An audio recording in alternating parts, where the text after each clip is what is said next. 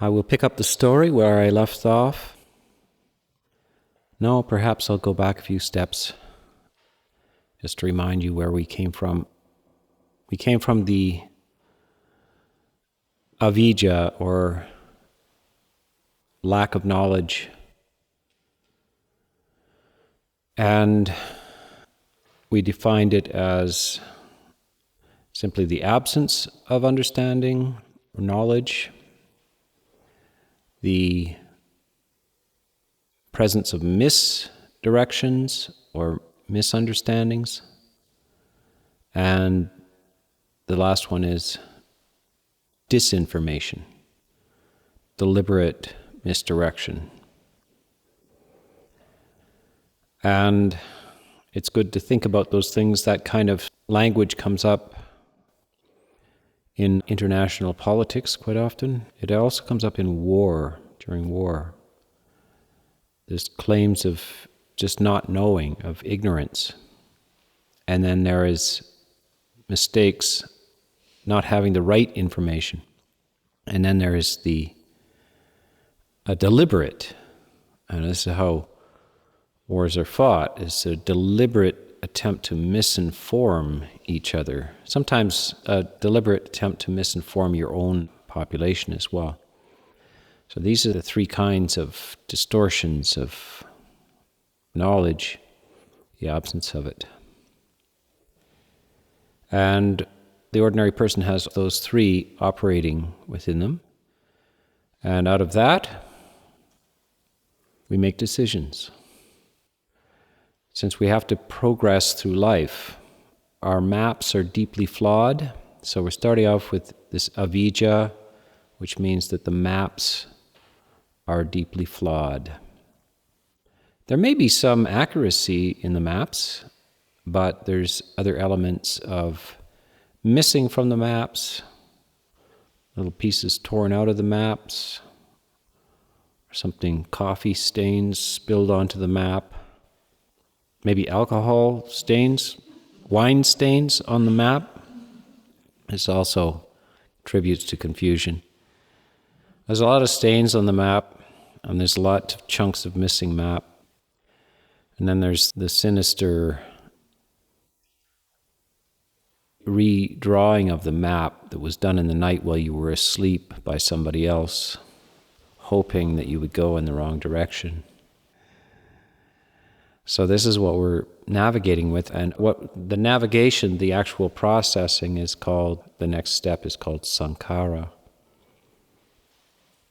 Volitional activities, making a move, because you have to. It's one thing you can't not do, is you can't not make a move. Unless you're in a coma or something like this. You are making decisions constantly in life about activities, etc., and also about how you feel, whether you know it or not, whether you feel it that way or not. You are actually making volitional actions which are producing feelings, emotional feelings. Aside from the sensations in the body, there's two types of feelings, right? The sensations that occur in the body, and then the sensations that accompany emotions. The sensations that occur in the body are really not so important. They are secondary elements that you can stand aside from, and you can have various relationships with, because they're not volitional. The sensations in the body are not volitional. But the sensations which accompany thought processes, which we would call emotion, you're not standing aside from those. You're not objectively looking at those. You might be said to be those. You are entangled with those. And they arise from sankharas, these volitional formations. And this is rising, operating, dependent on this problematic avijja, this lack of knowledge, this ignorance, this misdirection. So this is the part of the right effort, is to know how to make effort which is effective.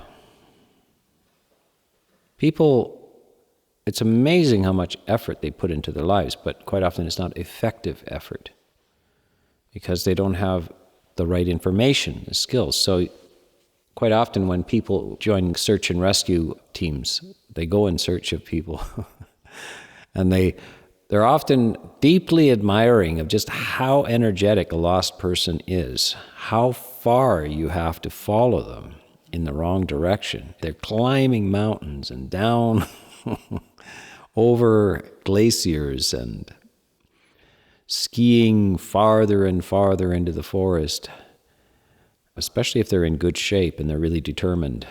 It is just amazing how much time and effort there is to rescue them from their own energetic misapprehensions.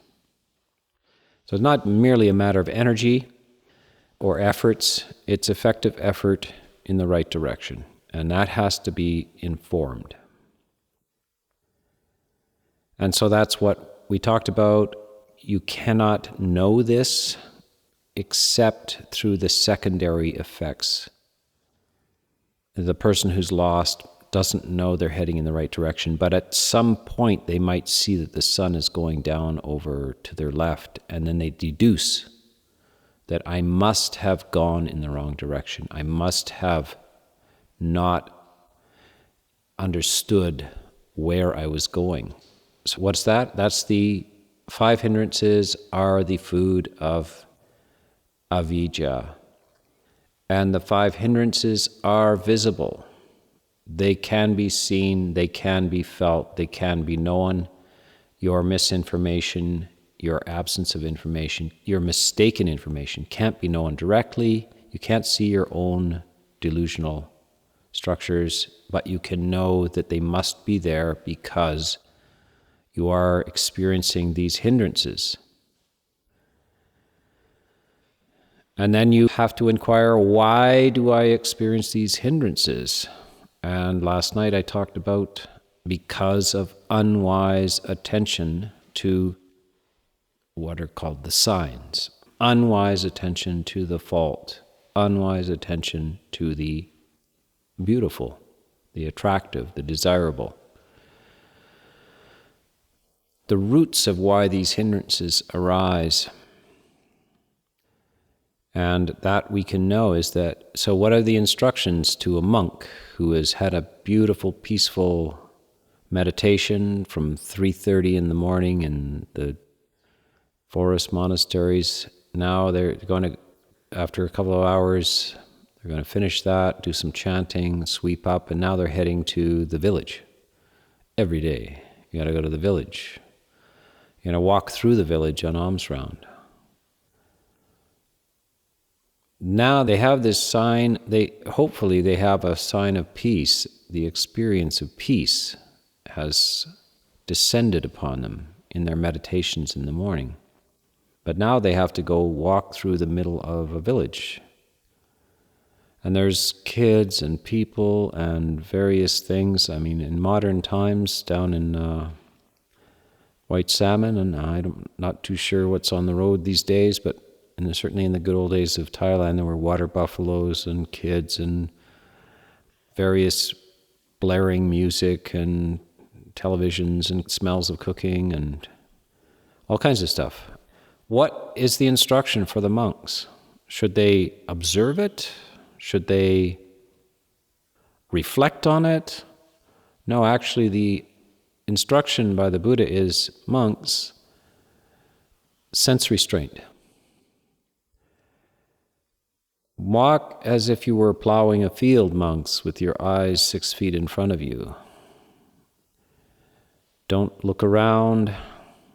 In other words, don't look for the sign of the beautiful or the sign of the fault.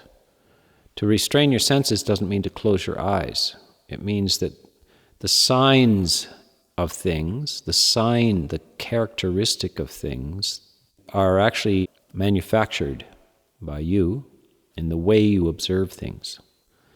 So do not pay heed to the sign of the fault. You're walking through the village and somebody is neglecting their kids or has their water buffalo out in the street, etc. And you're thinking, why don't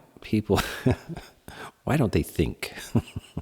What are they doing, etc. That's now you have abandoned sense restraint and you have detected the sign of the fault, and you are now observing the sign of the fault. And guess where your sign of peace went? It went away, is where it went.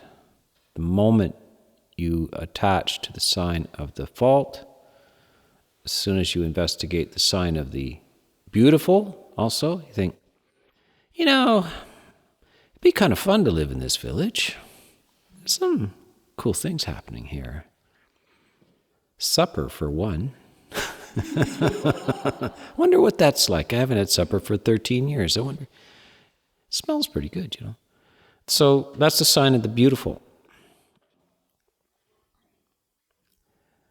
Or maybe something blasting over the music sound systems, and strangely in a village with dirt roads and so forth, there may be stereos playing at 6 a.m.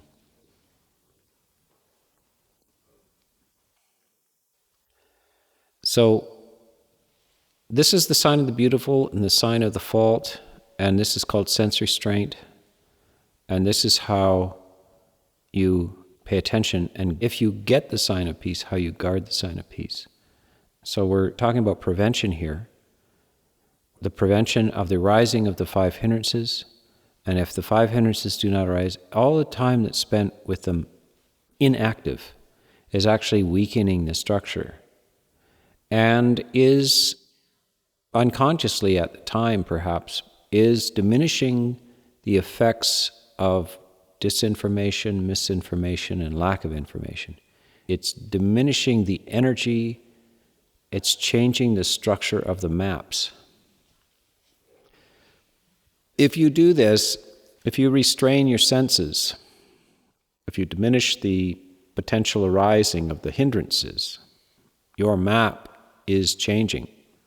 And remember that you have to make your way through life with this map that's got wrong information on, and your decisions, in other words. So your decisions are going to be different. You're going to start making different decisions. And it's a subtle thing. It can be a subtle thing. Sometimes it's a very obvious thing. Sometimes you just, for instance, who you associate with, or what kind of conversation you get into with people. And that could be a literal conversation, or it could be a memory conversation, going over, rehashing it, an interaction with somebody. If you do this, and because the hindrances aren't active, your whole system is more at ease and peaceful and so forth, and your tendencies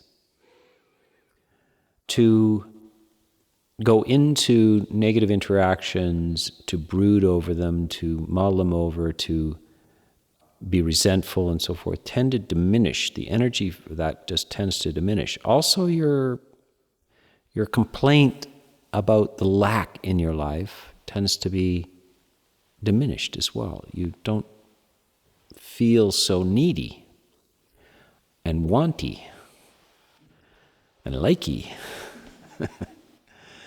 I want, I crave, I lack.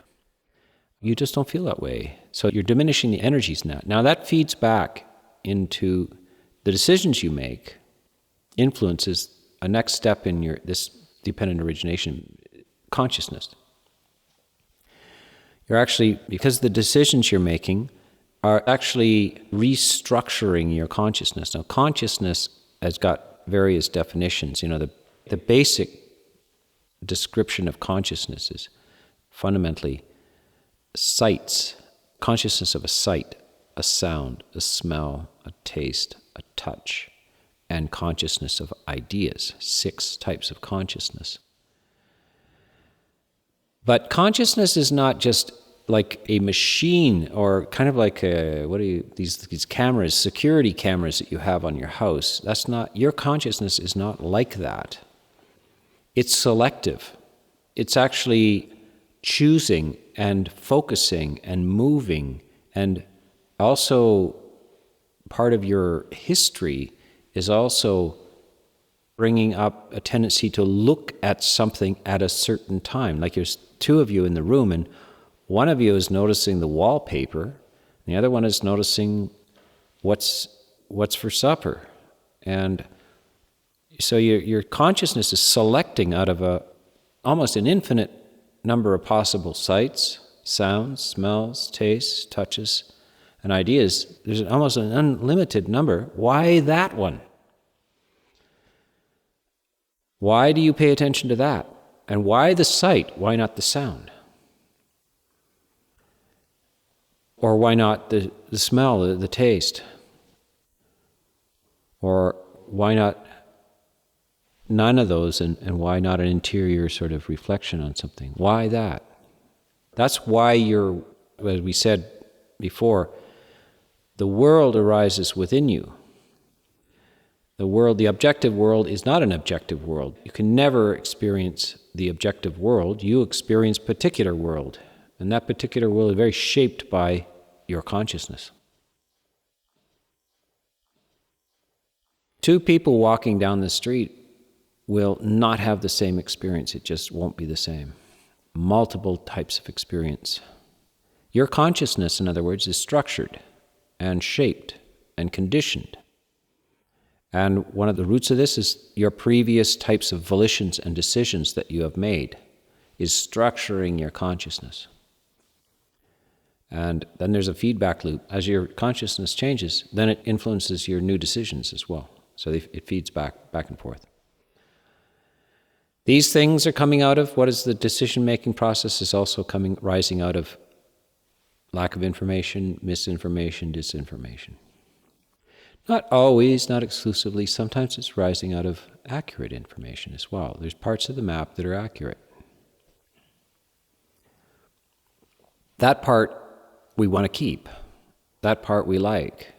It's the other part that's the problem. So since this is a talk on right effort, it's the first two right efforts are prevention and removal of what? These negative mental states, in brief, the 5 hindrances. So there's a continuous attempt to come up with new and good techniques, effective techniques, to prevent and remove the food that nourishes these inaccurate ideas, this misrepresentation of reality called avijja. And if we do that, we're also influencing the sankhara, the next level of decisions that we make, the restructuring of our consciousness, and things are starting to happen in a very positive way. We're bringing down all kinds of negative possibilities that can occur in the future if we don't do this. We're diminishing the suffering potentials by doing this.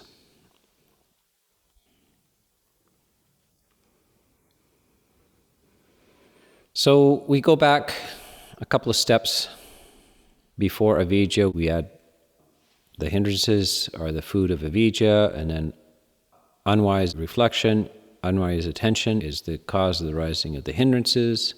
And before that, what is the cause of the rising of unwise attention? It is having heard, having given ear and turned over in one's mind wrong information, misdirection. I have been told that you should dwell on the sign of the fault. You should dwell on the sign of the beautiful. You have heard this, and you have reflected on this, and then you have gone forth and engaged in this. So how do we deplete that? How do we reduce that energy? What is it that causes the arising of this idea of wise attention to the sign of the fault, wise attention to the beautiful.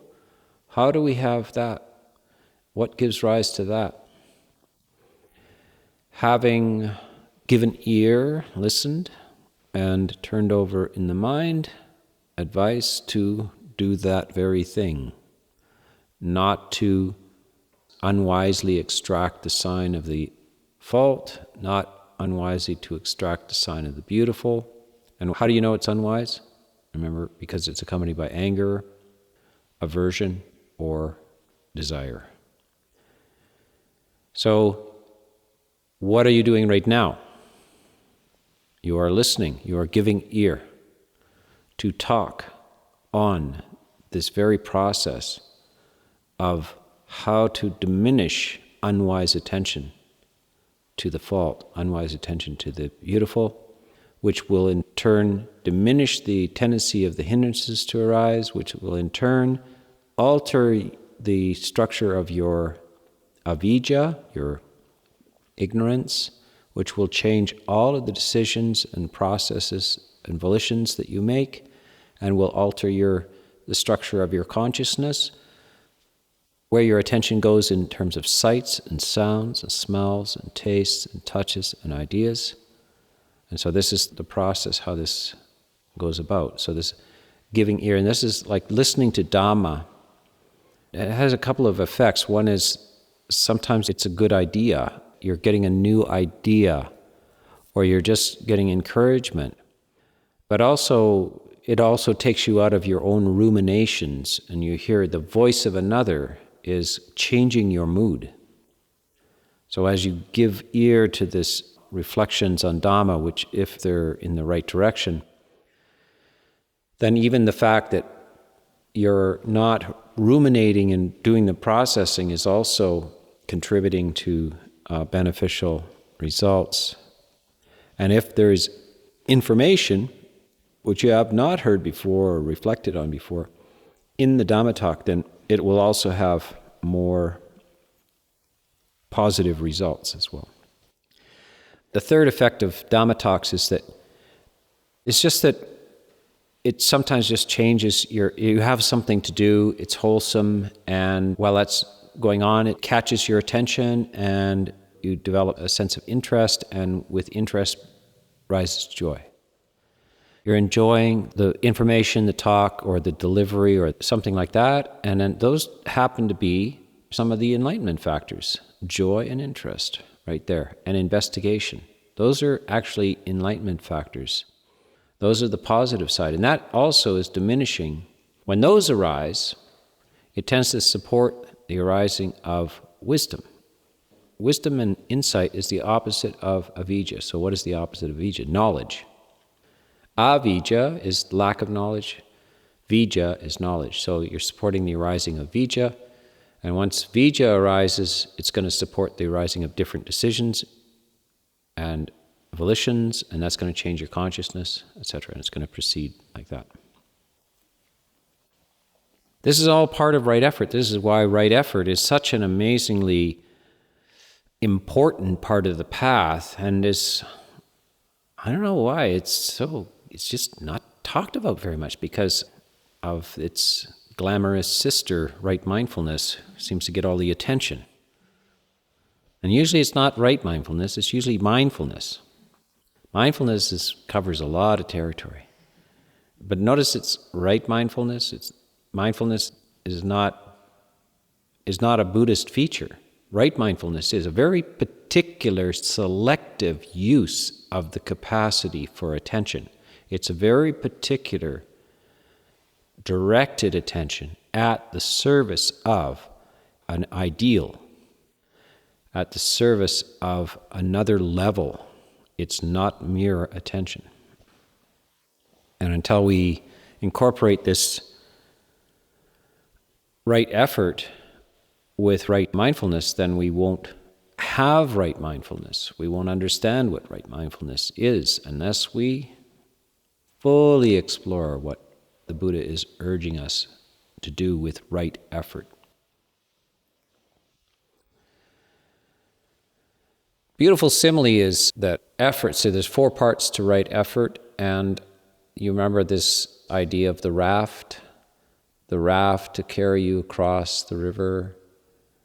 And there's some fun similes around that. Remember the urging of that a man makes a raft and then goes across to the other side, and there's a suggestion by the Buddha asks the monks then, should he carry on his head that raft? And the monks say, no, he shouldn't carry it on his head. He's already got across the river, so you should just leave it on the banks, right? So this is the simile of the raft. When you go into the simile of the raft, it's about right effort, because it's not a raft, actually. It's a bundle of sticks. A life preserver is what it is. How does the guy get across the river? It turns out he kicks and he swims with both arms and both legs. It's not much of a raft. It is a bundle of sticks that he puts under his chest. Very few people could swim in those days. There's all kinds of countries to this day where nobody knows how to swim. The only way you're going to cross a body of water is by flotation. The man gets a bundle of sticks, wraps them up with a cord. Notice it's a very casual thing. This is not your first-class raft at all. It's a bundle of sticks, enough to float you. And he then enters the river, and he paddles with both arms and kicks with both legs. And mercifully, he manages to get to the other side of the river. Now it makes sense why he wouldn't carry a bundle of sticks on his head. Now, a raft, like what? A bundle of sticks? Maybe. But the Buddha says, no, he doesn't have to carry even that bundle of sticks. By the way, what is the bundle of sticks? What is the bundle of sticks? It's a nice little collection of teachings, little Dhamma advice that you've picked up along the way, which is enough to get you across the river, but not more than that. It's just to keep you from going down. It's enough to float underneath your chest to keep you up. That's what you need, just enough. It's not a houseboat. It's not a yacht. You do not have to ingest the entire Tripitaka, learn it forwards and backwards in Pali, articulate all the 37 requisites of enlightenment, all of this stuff. You don't need to do that. You should head out into the river.